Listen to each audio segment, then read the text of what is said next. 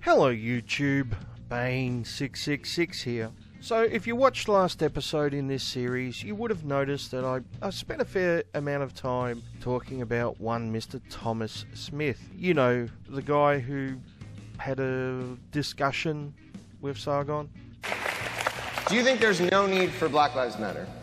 I'm absolutely certain that there are black communities that need help, and an interest group for these communities, if they want one, is fine. I have no objections to this. But when you sit there and go, right, white people are doing this to us, I have an objection because you can't demonstrate that white people are doing it. It's a straw man. It's society is doing it. We have the data. I'm a data guy. Yes, see, you're a feelings person. You feel like there's no discrimination. Are you insane? Oh my God. My facts do not give a shit that you feel like there's no discrimination. Let's call it a discussion, at MythCon earlier this year. And I also spent a lot of time talking about the sentencing gap and also about people being shot and killed by cops. Now the point I was making in that video was that people like Thomas Smith almost exclusively, if not exclusively, focus on the racial element but ignore the gender element. It's not blacks which are being killed at a higher rate, it is black men, or to be more exact, it's men in general, regardless of what race they are. And the same can be said for the sentencing gap. It is true that black men do get longer sentences, but men in general get longer sentences. And the issue is that the social justice crowd want to just focus on the racial element and totally ignore the gender element. In fact, just before I started recording this, I got into a debate with one of them on Twitter. The debate's still going, by the way. I really need a drink, and it's only early in the morning, so it's not off to a good start. But it amazes me because when we say that we're advocating for all men, which is inclusive of black men, for some reason they hear that we're only advocating for white men. It's bizarre, it really is, and it's fucking frustrating, because all men is inclusive of black men. In their opinion, if you're not exclusively advocating for black men, then you're a Nazi who only advocates for whites or some bullshit. It's really bizarre and fucked up. Oh, and this is the same guy who sent me a link to a Kevin Logan video about red pill philosophy as an example of MRAs who exclusively advocate for whites. Yeah, well done. Great citation. It's good to see that this guy's well informed. But anyway, back to Thomas Smith, because I'm getting sidetracked. A couple of weeks ago I came across a podcast by Thomas Smith, and it's about the Red Pill movie, and he talks about the sentencing gap. Which is great, because last episode I criticised him for not talking about the gender element. And then after that, I'm guessing purely coincidentally, because he doesn't seem to know who I am, he does exactly that. So I want to explore that. I want to have a look at that podcast with Thomas Smith and dissect his opinion on the sentencing gap. But there's a lot of other shit in his podcast we need to get through before we get to that. So it's probably going to take 2 or 3 episodes to dissect all of this. It's hard to tell at this point because I've just started this video. I'm guessing 2 or 3 videos. And I should point out that this is actually the second podcast he's done on the Red Pill. Now, I haven't listened to the first one because I know if I listen to that, I'll want to go and do that one as well. And I just want to focus on part 2 for now. I'm thinking it's a pretty sure bet that when I get around to listening to part 1, I'll want to debunk that as well. Now, I could have done this podcast in the Propaganda of Toxic Feminism series. After all, that series is focused on lies and misinformation spread about the men's rights movement. And trust me, there's a lot of misinformation and poorly researched stuff in Thomas's podcast. But I thought I'd put it here because it flows on from the last episode with Thomas Smith and the sentencing gap. But not only that, because I also want to examine the type of argumentation used by Thomas Smith and the fact that he does fall into dogma. He claims to be about facts and evidence, but repeatedly falls into dogma. And even though he admits that men have issues, and they're serious issues and should be addressed, he does the standard feminist thing of diminishing and dismissing those issues throughout the podcast. Now, I will give him credit when he gets things right, but there's a lot he gets wrong as well. And there are times throughout the podcast that I was asking myself, has he actually watched The Red Pill? I know that sounds crazy that someone would do a review of a movie that they haven't seen, but I've already come across numerous examples of feminists doing exactly that. In fact, I've even made videos about some of them in the past. So we feel like, so neither of us have watched it. Let's just put that straight out there. Actually, that should be maybe the first discussion. You know, to watch or not to watch, because that was kind of what sort of kickstarted the controversy in Australia. That was a massive debate. You know, obviously it got taken down from, I think it was Palace Cinema, the Dendy and all that. Now, I would hope that Thomas isn't like that. I would hope that he has a higher standard. He claims to be about facts and evidence, so I would hope that if he is reviewing a movie, he would have at least watched it first.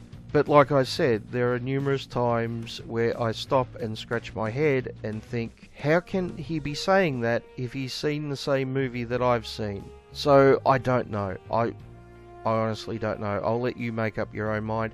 I'll point out where I've come across those bits that make me scratch my head and explain why. It's pretty clear that he's got a lot of his debunking information, or so-called debunking information, from feminist media sources, and hasn't really checked to see how accurate they are. Now, is it possible that he didn't watch the movie but just read a lot of articles supposedly debunking the movie? I would have to say it is possible, based on some of the things he says. But I'll let you make up your own minds. So without any further delay, let's get stuck into it. So, anyway, I guess what I will do is say thank you for listening. I know a lot of people have been with me from the very beginning. It means so much. And I'm celebrating by finally doing some more Red Pill. There are a lot of people who really enjoyed this. And in fact, I had one person comment that they actually only became a patron because I did a breakdown of the Red Pill. Kind of interesting. It's something I like doing. I like doing these deep dives into topics and trying to dismantle arguments. Or, by the way, if there's any sort of validity to an argument, then I want to give it credit. So there are places in the Red Pill Volume 1 where I gave the MRAs some credit. It's not as though everything they're saying is made up. Yeah, I'm really going to have to take a look at Part 1 after I've finished Part 2. That's going to be interesting. Some of it is misleading, and I think there's a lot of problems with some of the logic, but a lot of it is these are genuine problems. It's not as though I don't believe it's any feminist position that women have everything horrible and every man has everything great. I don't think that's anyone's position. Do you think there's discrimination against women in our society? I'm absolutely certain that there will be someone somewhere who is being discriminated against. Do you think there's discrimination against men in our society? Not really. Unbelievable. Unbelievable. Unbelievable.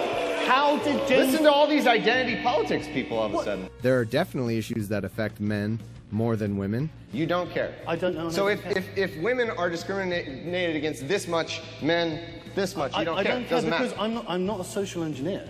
I don't think, even, let's say, right, this... But there's some context to put on that. So there's a couple things I want to bring back. I went back and listened to my Volume 1 just to get it straight and make sure I'm not repeating myself. But there's a context that is crucial, that one small thing I do need to repeat, which is this Red Pill documentary where ostensibly, allegedly, a woman investigated the MRA movement. Allegedly. Okay, so now we're going into the realm of conspiracy theories. Is that right, Thomas? Cassie Jaye is some kind of plant or something, right? To discredit feminism or something like that? It's an astounding claim considering her previous documentaries. It really is an astounding claim.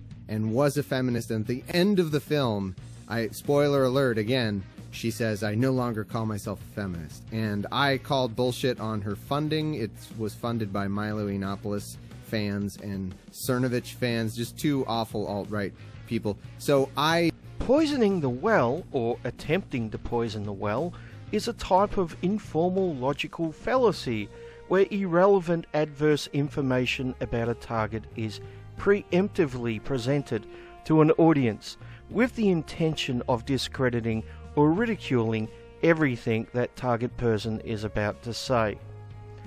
What Thomas is doing here is a perfect example of poisoning the well. It really is irrelevant where her funding came from. The movie should stand on its own 2 feet.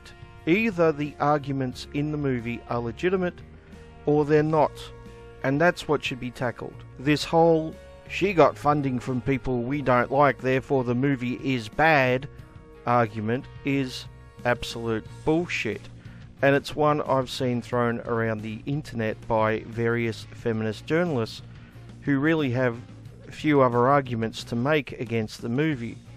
Instead of tackling the ideas in the movie, they tried to pull it down by poisoning the well.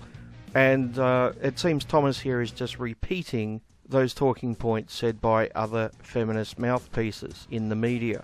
But let's continue, because this gets a little bit more interesting.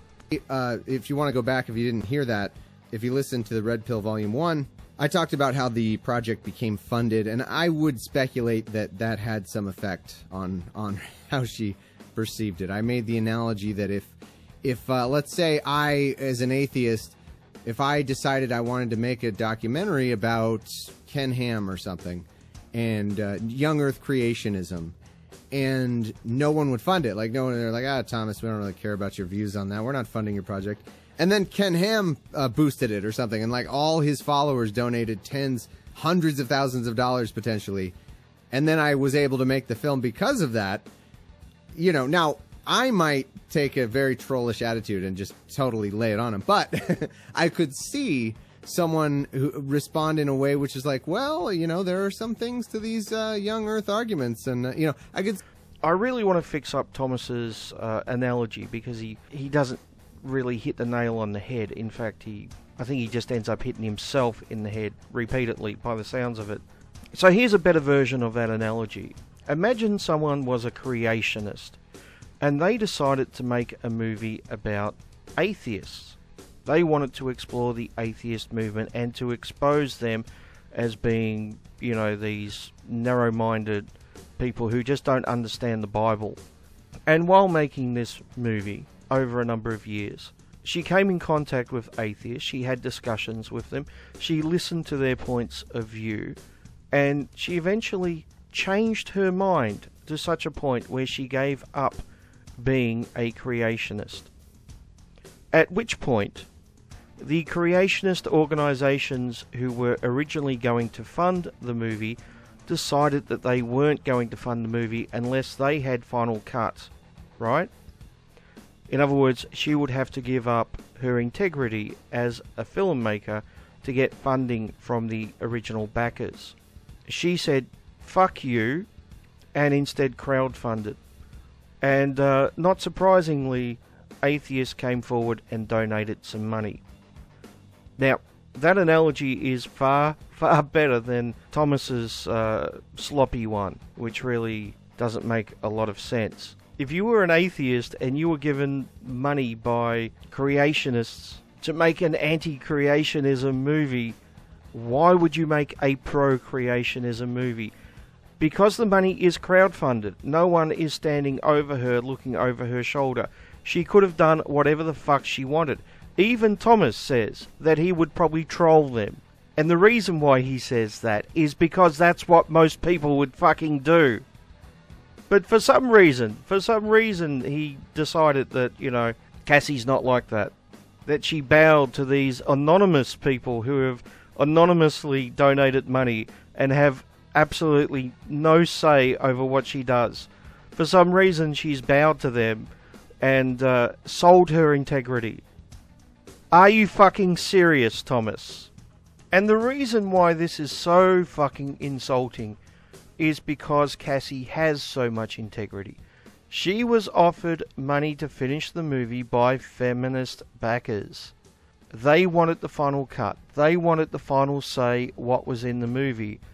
She said no. She said no, not knowing whether the movie would ever get finished. Not knowing whether she could raise enough money to actually get the movie finished. She would prefer to have her integrity rather than take cash from someone and give up her integrity. This is the exact opposite of what Thomas is claiming. The exact fucking opposite. And this is exactly why Thomas should make a public apology to Cassie Jaye. If he is legitimately a facts guy who's just about the evidence and not about the emotions, and he's able to change his mind if he's presented with evidence, then yeah, he really needs to make an apology to Cassie.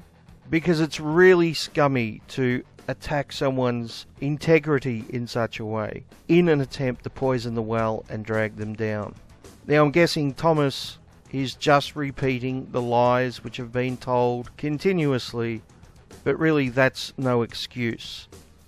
Being the facts and data guy that he claims to be, he should have done a little bit more research. I can see that clouding someone's judgment and effectively making it so that they wouldn't want to alienate who they're talking about. Because throughout this Red Pill documentary, she never really truly confronts any of the subjects on some of the truly misogynistic and awful things they've said. And so I decided to make a film about a voice for men and the men's rights movement and the large scope of that, because no one had ever made a film about the men's rights movement before. And so I interviewed 44 different people for this film, feminists and men's rights activists. And, it's a very complicated topic when looking at men's issues. It is, you're absolutely right. But it just seems to me that you don't really question their views in the film. Did you see the film? Well, we saw as much as we could because your publicist wouldn't send us the full thing. I sent you the screener link actually to the full film. So we watched as much as we could, yeah. But you could also buy the film on Google Play, Vimeo, and we Amazon tried Prime. to do that and we couldn't. Be that as it may, it just seems from what I have seen of the film, there's not a lot of questioning of some of their views. That's all. Yes, there is. Absolutely. If you've seen the film, you would see the questions that I asked and their answers. And this film is not propaganda. I'm not promoting any kind of view that the viewer should take away. It's simply a journey looking at what men's rights activists have to say, what the feminist rebuttal is, and the audience is able to make up their own mind. Well, just on Paul Elam and about the questions that you asked him, did you ask him about his writings where he had encouraged people to go out and bash women? Yes, or about I did ask his him rape about apology? all of that. But was that included in the film? And what did he say about it that? is. And Yes. did you agree with his original writings on that? I do not agree with his approach and his kind of provocateur approach to these issues, but at the same time, the way that he tries to get people to listen is by offending them to get them to read his website. And ironically enough, that's what got me to make the film. Was I was offended by him, and so I looked deeper. I went down the rabbit hole, and that's the Red Pill movie. Yeah. So just two very quick things before going on to Thomas's point. Firstly, they claim that they weren't sent the movie and didn't have the opportunity to see it. Yet when Cassie was talking, they were actually playing the opening of the movie in the background. So I'm not sure how they could actually play the opening of the movie if they didn't actually have a copy of it. Yeah, it's almost like they're lying, isn't it? But she also said that Paul Elam encouraged men to go out and bash women, which is an outright lie. Now, Paul did write an article in which he said that October should be Bash a Violent Bitch Month, but in its proper context, this was a reply to a Jezebel article which was laughing at male victims of domestic abuse, as I've pointed out numerous times in the past. Feminists never present this in its proper context. All Paul done was flip the genders to make a point, and the fact that the media keeps going on about it and never mentions the original Jezebel article actually proves his point perfectly. Now, on to Thomas's claim that the movie doesn't address the evil misogynistic things said by Paul Elam, etc., etc. So, what would you like, Thomas? Would you like maybe the section of the movie which talks about male suicide to be cut out and left on the cutting room floor? Or possibly maybe the section on male circumcision? Maybe we should just scrap that, so we can have, 30 minutes of yet another hit piece on Paul Elam. Do you think that would be a good idea, mate? I mean, you claim to be about equality, right? And you say that men have issues and that feminists don't want to dismiss these issues and that we should be talking about these issues. And at the same time, you insist that a movie which is trying to spread awareness about these issues should instead focus on an individual and criticize the things he says, which would be taking away time from talking about the fucking issues. Do you not get this, Thomas? It's a 2-hour-long movie and it barely touches on some issues because these issues are so large and so detailed and nuanced that a 2-hour movie can barely cover them. But you want to remove part of the movie so it can be just another hit piece on Paul. Really? How exactly is that going to help men? I'm starting to think you don't really care about men's issues at all. It's starting to sound like you just care about bashing MRAs, right? That'll be for a later part. I'm not going to cover those things today, if at all. We'll see if that's interesting to you guys. I had in my notes that would be a level of it that I could do. Another part of it is to look at the actual individual people making the arguments and sort of dismantle this air of respectability that they're given in the film, because there are plenty of video clips of them saying really just disgusting things. Now, I agree with Thomas here. I agree with Thomas 100%. There are people in this movie who say disgusting things. There are video clips of them on the internet saying disgusting things. For example, Shanty Binks, Michael Kimmel, there's a few others like that as well. I don't think that's what Thomas meant, but anyway. And showing who they really are, showing their true colors. I'm reading, fuckface. The fact that... So that is something I had in the notes, but we'll see if we want to take it that far. For today, what I wanted to bring up was that part I just mentioned, where she goes through this process, she has her little video diary, in the end she says, I'm no longer a feminist. I don't call myself a men's rights activist, I suppose, but I don't call myself a feminist. And it's very important to keep that in mind when evaluating these issues. Because this isn't a framework of, now that I know these issues, therefore I'm no longer going to call myself a feminist. Which is a non sequitur in all of them, in my opinion. Pretty much all of them. Before making the Red Pill movie, I was a feminist of about 10 years. And I thought I was well versed on gender equality issues. But it wasn't until I met men's rights activists that I finally started to consider the other side of the gender equality equation. It doesn't mean I agreed with all that they said, but I saw the immense value in listening to them and trying to see the world through their eyes. I thought if I could get my audience to also listen to them, it could serve as a rung on the ladder, bringing us all up to a higher consciousness about gender equality. So in October 2016, the film was released in theaters and articles and critic reviews started to roll in. And that's when I experienced how engaged the media is in groupthink around gender politics. And I learned a difficult lesson.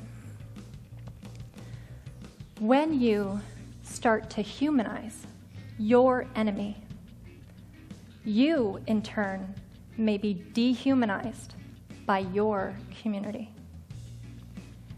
And that's what happened to me. Rather than debating the merit of the issues addressed in the film, I became the target of a smear campaign. And people who had never seen the movie protested outside the theater doors, chanting that it was harmful to women. It certainly is not. but I understand their mindset. If I never made this movie and I heard that there was a documentary screening about men's rights activists that didn't show them as monsters, I too would have protested the screenings or at least signed the petitions to ban the film, because I was told that they were my enemy. I was told that men's rights activists were against women's equality. But all the men's rights activists I met support women's rights and are simply asking the question, why doesn't our society care about men's rights? Well, the greatest challenge I faced through this whole process, it wasn't the protests against my film, and it wasn't how I was treated by the mainstream media, even though it got pretty disgusting at times. The greatest challenge I faced was peeling back the layers of my own bias.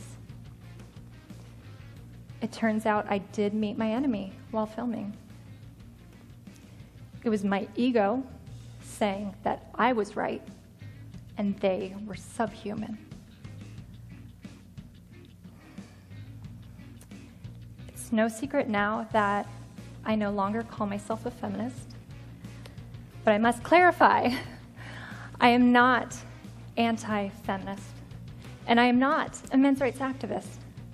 I still support women's rights, and I now care about men's rights as well.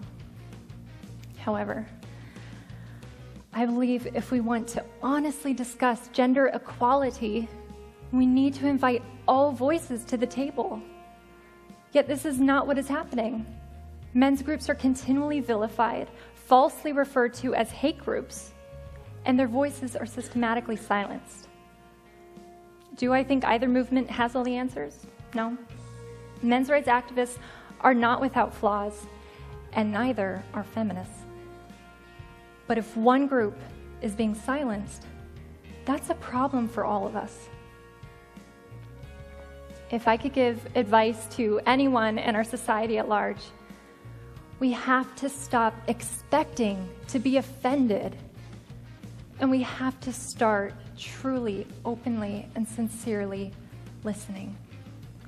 That will lead to a greater understanding of ourselves and others, having compassion for one another, working together towards solutions, because we all are in this together.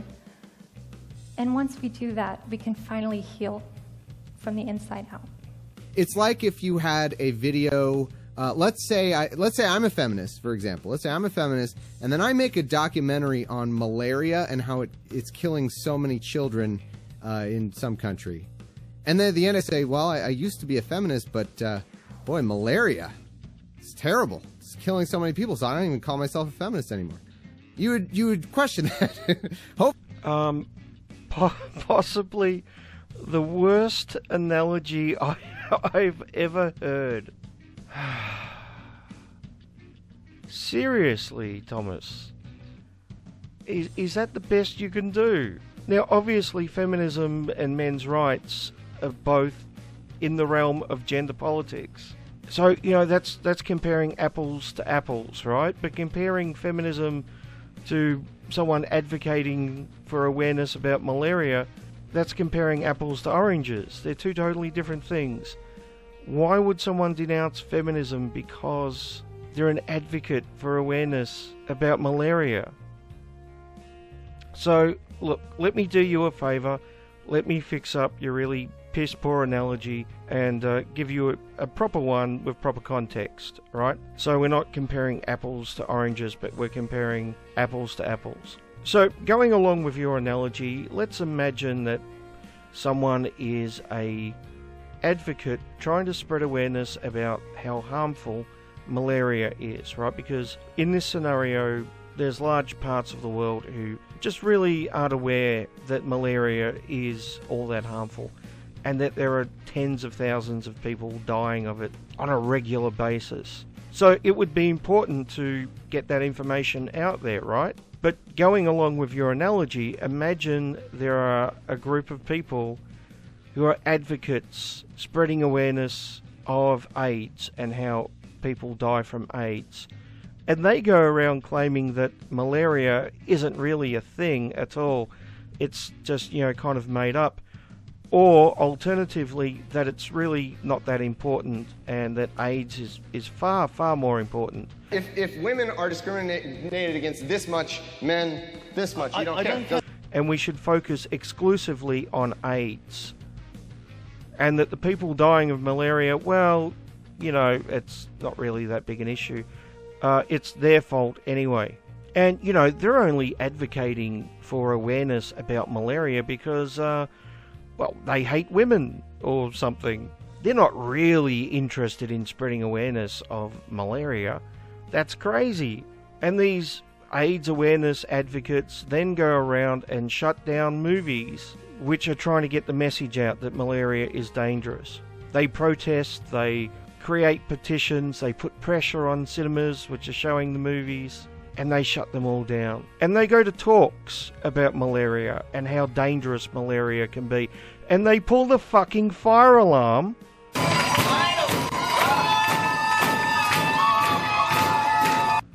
to disrupt the lecture. And they spread lies about those people who are trying to spread awareness about malaria.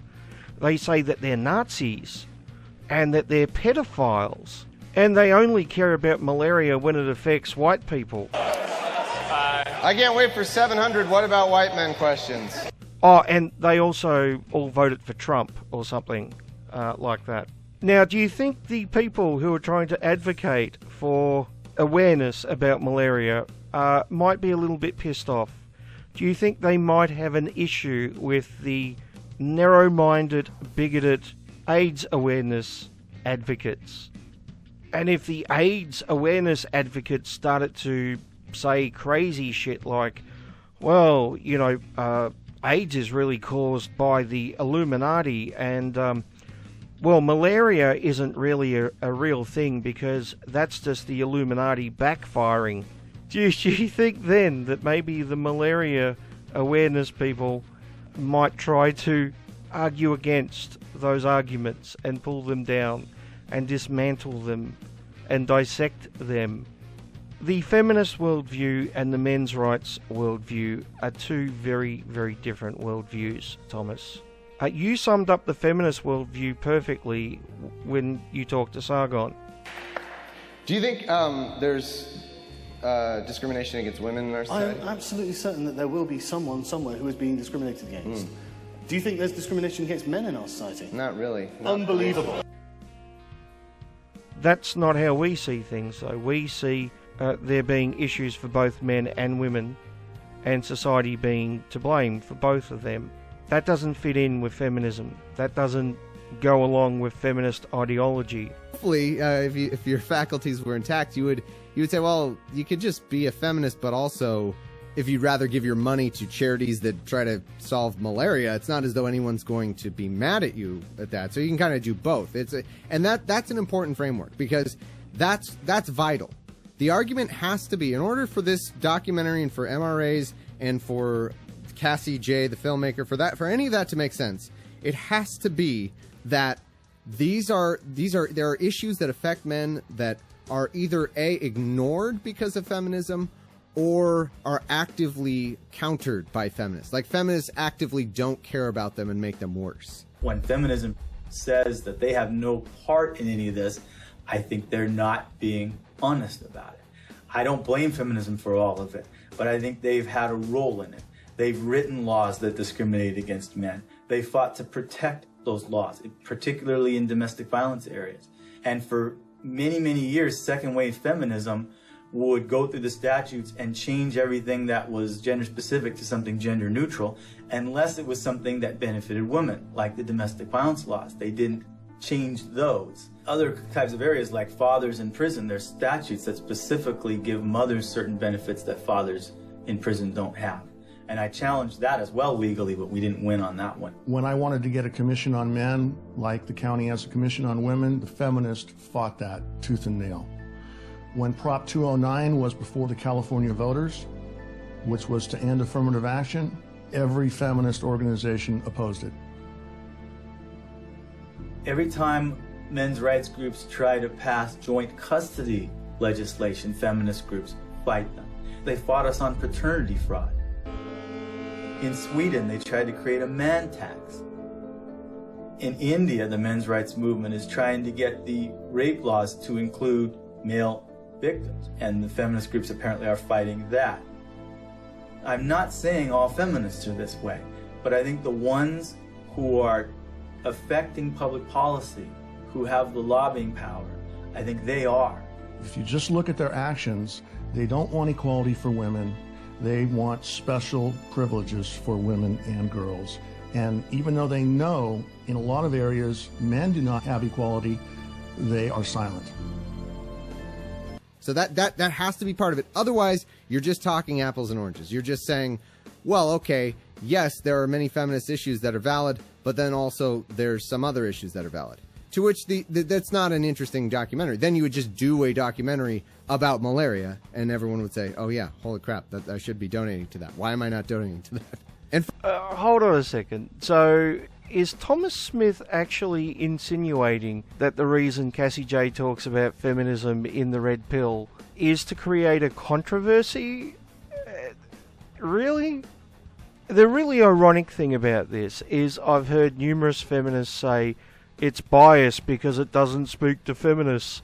Of course, these feminists haven't actually watched it to see that it does, in fact, speak to prominent feminists and puts forward their arguments in their own words. They literally hang themselves with their own arguments. But now Thomas is saying that there shouldn't have been any mention of feminism because it was only done for controversy. Unbelievable. You just can't win with these people. Apparently Cassie should have had more feminism and no feminism at exactly the same time. Right? That makes perfect sense. And of course there is a very, very good reason why feminism is mentioned in the movie. It is because feminists actively stand in our way. They shut down the fucking movie being shown in Australia, Thomas, and in Canada. Repeatedly. They fight against shared custody laws. They fight against changing the definition of rape in some countries to include female perpetrators and male victims. They try to widen the sentencing gap. Now you speak about the sentencing gap later in your podcast. Are you aware of the feminists trying to make it larger, Thomas? Did you investigate that? I'm guessing you didn't. And they constantly spread lies and misinformation about us while at the same time diminishing and dismissing our issues. There is a very, very good reason we talk about feminists. We talk about feminists because we don't have a choice. You're the ones who control the debate, and you're the ones who actively stand in our way every fucking opportunity you can get. Further, I'll remind you that I think I made a very good case. I'm going to continue that case today, that if you truly are a men's rights activist, and I know I have a couple of you listening, and you know what? I want to reach out a little olive branch here. I know I even have a couple of men's rights activists who listen and who seem to genuinely care about men's issues, not just as a way to deflect from feminism. And I want to give you that credit. I want to give you that benefit of the doubt if I'm speaking to the... Now, there's only a couple that I've heard from. But if that's truly it for you, where you're like, well, it's not as though I'm not an anti-feminist, it's just I think there are men's issues that get ignored. Oh, I see. So in Thomas's mind, it has to be one or the other. Either you're a men's rights activist who isn't an anti-feminist, in which case you're a real MRA, or you're an MRA who's also an anti-feminist, in which case you're not really an MRA, you're just interested in hating women, right? And feminists, because you can't be both for some reason. So I have to ask the question, what does that make all the feminists who hate MRAs, Thomas, who constantly spread lies about us? Are they real feminists, or are they just feminists so they can hate on men's rights activists? Or are we dealing with a double standard here? Is that what we've got here, Thomas? Maybe a little bit of a double standard? Where you guys can criticize us all you want, and that's perfectly fine, but we can't say anything back, because if we do, then we're misogynistic cave dwellers, right, Thomas? Yeah, mate, that doesn't sound like a double standard at all, does it? If that's truly you, I totally have sympathy for that. I mean, maybe someone in your life committed suicide, and you really care about the fact that more men successfully commit suicide. Now, as I debunked further last episode, more women attempt suicide. Yeah, I hate to tell you this, Thomas, but you actually got this wrong, and it's a myth which is spread around by feminists constantly. It is a myth that more women attempt suicide. The actual statistic from the CDC is that more women self-harm. Now, self-harming does include suicide attempts, but they don't actually break down the figures for self-harming into suicide and non-suicide. So when you say more women attempt suicide, what you're doing is including other forms of self-harm which aren't suicide. So please stop spreading this false information. It's just another derailing tactic used by feminists to try to diminish a very serious men's issue. And to be perfectly fucking honest with you, Thomas, I'm sick of it. So if really we're gonna go with the data of what's going on, I would want to ask the question, why are more women attempting suicide? Second example, an MRA would say to me, men are roughly 78% of all suicides throughout the world. And I would counter with, but women attempt suicide more often. So ha. Ha? It's not a contest, but I kept making it into one. Why couldn't I simply learn about men's issues and have compassion for male victims without jumping at the opportunity to insist that women are the real victims? There's something's happening there. But I went through that last time. At any rate, maybe you know a man in your life who is homeless, and you looked at the homeless rate and all that, and that's why you care about these issues. I don't blame you for that. That's fine. I mean, I think everyone advocates for their issues. And the other thing I want to point out is that you cannot have it both ways when it comes to identity politics. If you are somebody who has been railing on identity politics and how it's ruining the left, it's ruining our politics, it's taking over liberals, all that, you cannot then turn on a dime and say, what about white men? Well, it's probably a good thing then that we don't say, what about white men, Thomas? What we say is, what about men in general, all right? When we talk about fathers losing custody of their kids, we're not exclusively talking about white men. We're talking about all men, including black men and Asian men, etc., etc. When we talk about homelessness, or the number of men who die at work, or male suicide, or the sentencing gap, or any other issue we talk about, we're not talking about white men. We're not talking about straight men exclusively. We're talking about all men, which does include straight men and white men, along with gay men and trans men and black men and Asian men and tall men and short men and even feminist men like yourself, Thomas. We're advocating for you too, mate. And the fact that people like Thomas constantly try to make it about race is very telling. What it tells me is that they don't want to talk about men's issues unless it's about black men, because that's about race, or about gay men, because that's about sexuality, etc., etc. I even saw a debate between a feminist and an MRA once, and the MRA brought up male circumcision, and the feminist insisted that it wasn't a male issue. Male baby boys being circumcised was not a male issue, and his reasoning was because it's a children's issue. And when the MRA brought up female circumcision, the feminists insisted that that was a female issue, but the male circumcision wasn't. That's a children's issue, because you can't admit that men have issues. Now, look, to be fair, Thomas isn't too bad in this podcast, not like he was with the Sargon talk. He's a bit more reasonable here, and I give him credit for that. But there are so many feminists out there who aren't. And Thomas was one of them when he was talking to Sargon. I've already played those clips too many times. You know what I'm talking about. But I get a bit sick and tired of this MRAs are only interested in white men. Bullshit. I even sent Thomas an email asking for examples of MRAs exclusively advocating for white men. And the only thing he could tell me was that MRAs are mainly white. That is, in the West. Ironically, so are most feminists, Thomas.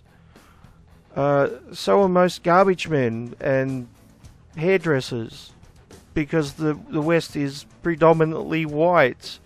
I'm sure that's not just a coincidence. Of course, this is excluding the large number of MRAs in India, who probably outnumber the white ones in the West, and other places like South Korea as well. They're not predominantly white, Thomas, because they're not predominantly white countries. I'm sure that's not a coincidence either.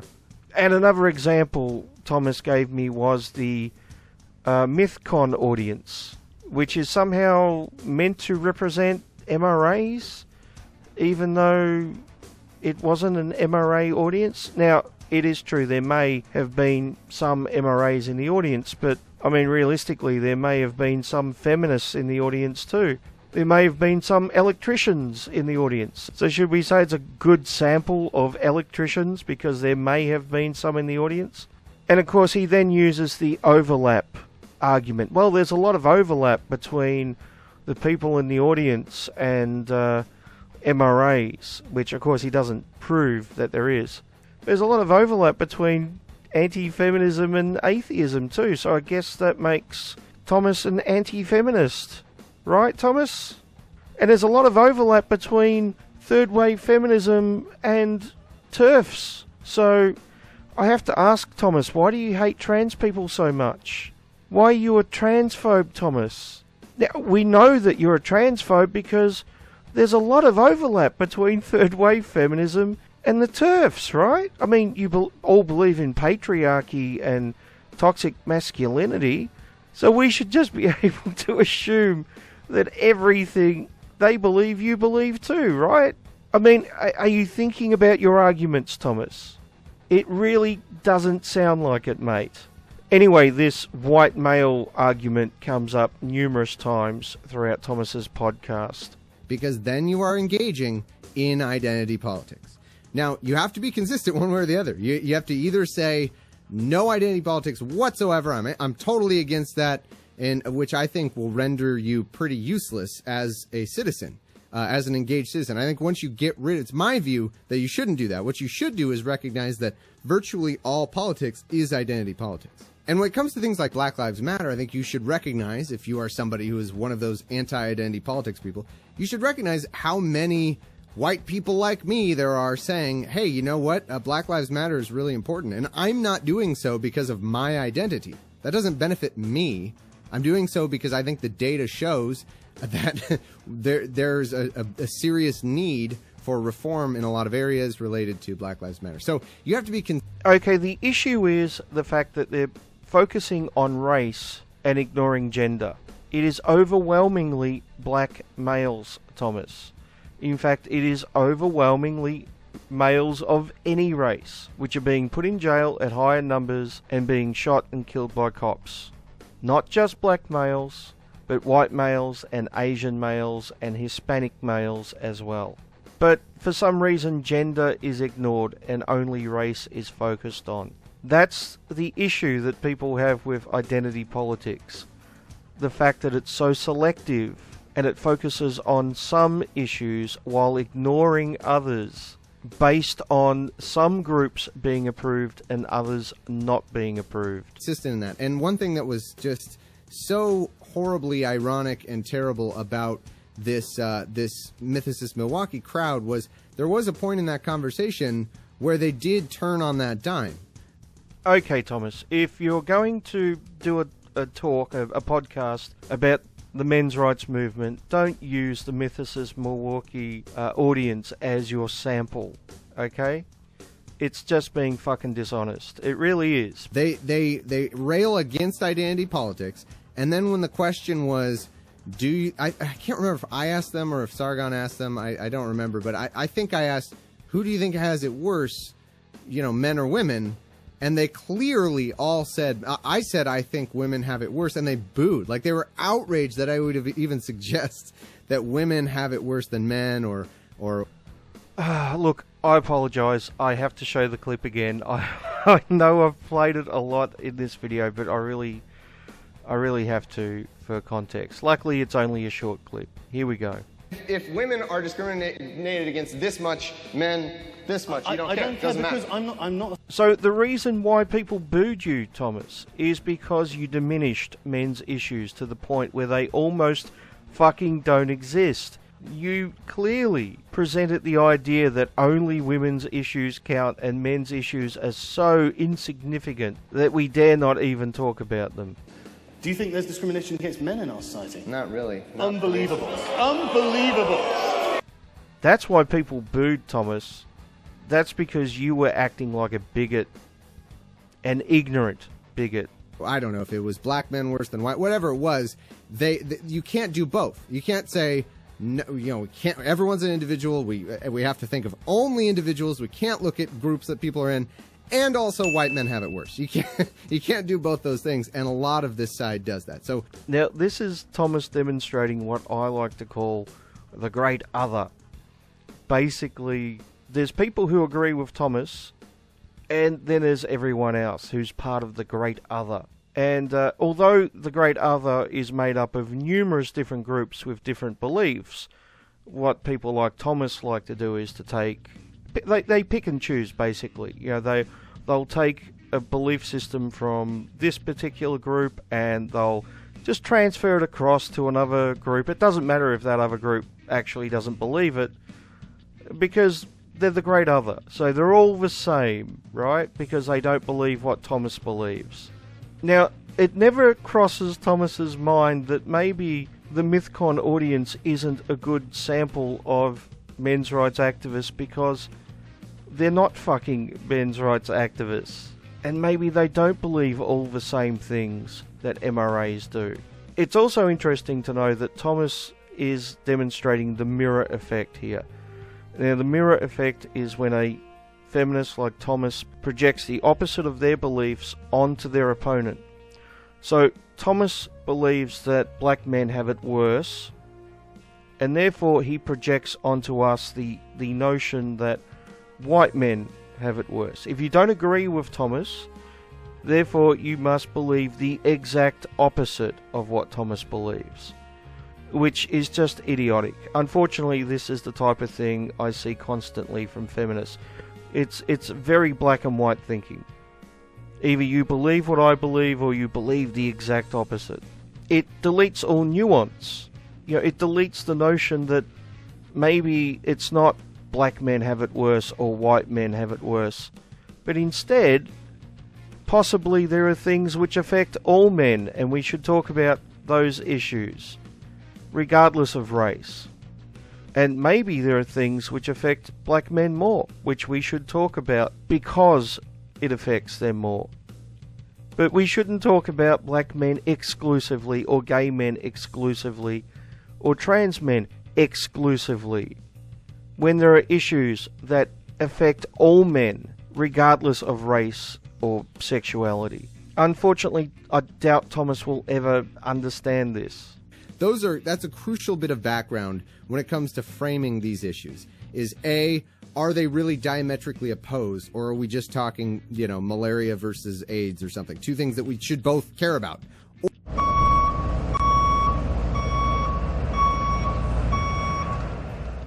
Or are you engaging in identity politics the other way? And I think everybody needs to do their best to be consistent, and it's my belief that the best way to be consistent and the way that makes the most sense is to treat these issues with respect each way.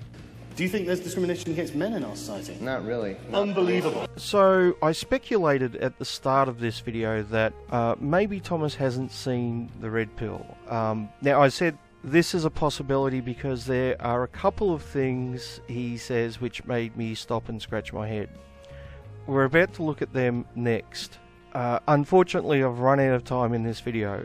It can be hard to estimate exactly how long it's going to take to unpack and debunk something. Sometimes it takes a bit longer than you expect. And I was hoping to get through those sections in this video. Obviously that's not going to happen unless I make this video an hour and a half or 2 hours long, which I really don't want to do. Especially considering I'm trying to keep this series to 40 minutes or under. I'm not having a great deal of success so far. So we're not going to get to see those things that make me stop and scratch my head this episode, unfortunately. But having said that, there have been a couple of things that Thomas has said so far which are, to be fair, minor points, not to be confused with what we're about to see next episode. But they still, I guess there's still minor points that make me think that maybe he hasn't seen the movie. If they were the only things, it really wouldn't stand out that much, but when you put them together with what we'll see next time, then that's a different story. So let's quickly talk about them. Thomas claims that Cassie doesn't talk about the terrible things said by these terrible MRAs which are interviewed in the Red Pill, and she does talk to Paul about some of the things he says. Now, she doesn't spend the majority of the movie talking about those things, because that's not what the movie's about. The movie's about men's issues and spreading awareness to men's issues. As I pointed out earlier in this video, if she spent more time talking about certain things that Paul has said, then there would be less time to discuss the actual issues, which is the point of the movie. So Thomas should know, if he's seen the movie, he should know that Cassie did address this. Now maybe he wanted her to address it more. That's a possibility. Like I said, these are just minor points. He also said he doesn't understand why someone would reject feminism, because feminism isn't standing in the way of men's rights and men's issues being heard. Yet there's plenty of examples in the Red Pill of feminists doing exactly that. I even showed some clips from the Red Pill in this video where MRAs clearly explain how feminists are standing in our way and preventing change. So once again, if Thomas has seen the movie, he should know this, he should understand this. But maybe he's just dogmatically defending feminism. So once again, that's not solid proof that he hasn't seen it. These are just minor points. And the third minor point was his dismissal of Cassie Jaye giving up feminism because of her diaries. Now, if you've seen the diaries, they come across as extremely genuine, and you can see the conflict she's going through. Now, maybe he just thought they were fake. I have a hard time believing they are fake. But I guess if you haven't actually seen the movie, it would be easier to dismiss them. Once again, not solid proof that he hasn't seen it. These are just the minor points. Next episode, we'll look at some more suspicious things, which really make me stop and scratch my head a bit.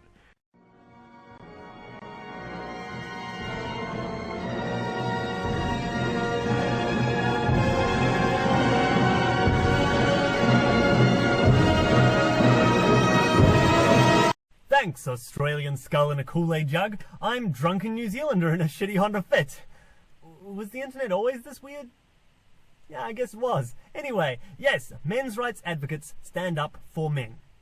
Not just straight men, not just white men, all men. But I am not surprised that it seems to feminists like we're just standing up for straight white men. Not at all, because unlike feminists, MRAs do stand up for straight white men. Not exclusively, but inclusively. You see, remember a few seconds ago where I said, not just straight men, not just white men, all men. Yeah, well, turns out that all men actually does include straight white men. Crazy, huh? Feminism, on the other hand, is not quite so inclusive, which is hilariously enough best exemplified by the feminist attempt to be more inclusive. Intersectional feminism, for those who don't know, is where feminism absorbs every other progressive victim cult unto itself. Feminism is no longer just about gender grievance-mongering. It is also about the grievance-mongering of race, sexuality, you name it. And with each one of these new events in the oppression Olympics comes one more demographic that is firmly stuck in the oppressor position. According to intersexual feminists, hating men isn't sexism. Hating white people isn't racism. And hating straight people isn't homophobia? There isn't even a word for it. And you'll notice that after this process of elimination, there is one group that can claim no grievances and is always responsible for all of the oppression in the world. So I am not surprised at all that when MRAs simply advocate for men's rights without specifically excluding men who are straight and white, that all feminists see is a group that is showing an ounce of compassion for the folks that are supposed to be their monolithic oppressor class. And then there's the fact that MRAs will often have to defend straight white men from the intersectional feminist charge of being the cause of all the world's problems, thus cementing in the minds of feminists the true nature of MRAs. But even that isn't the core reason that feminists throw out the allegation that MRAs only defend straight white men. The core reason is that all that propaganda against their most hated demographic, it's actually been somewhat troublingly successful. Among many segments of society, a lot of people actually agree that you can't be racist against whites, be sexist against men, or be whatever you call it against straight people. You know, maybe on some level, feminists really want MRAs to be only defending the straight white man, because that way the MRM can be their perfect boogeyman. But I'm afraid that MRAs simply can't fill that role. Sorry, feminists. Unfortunately for you, as Bain already explained, MRAs really do just A for M's Ahhs. Inclusively. Then again, how fucked up is it that feminists and modern progressives in general have managed to spread so much propaganda about them that simply accusing a movement of defending straight white men is enough of a criticism in and of itself? You know, while it's not the MRM, another movement that does defend that demographic specifically doesn't sound entirely like a bad idea anymore. So, be careful what you wish for, I guess.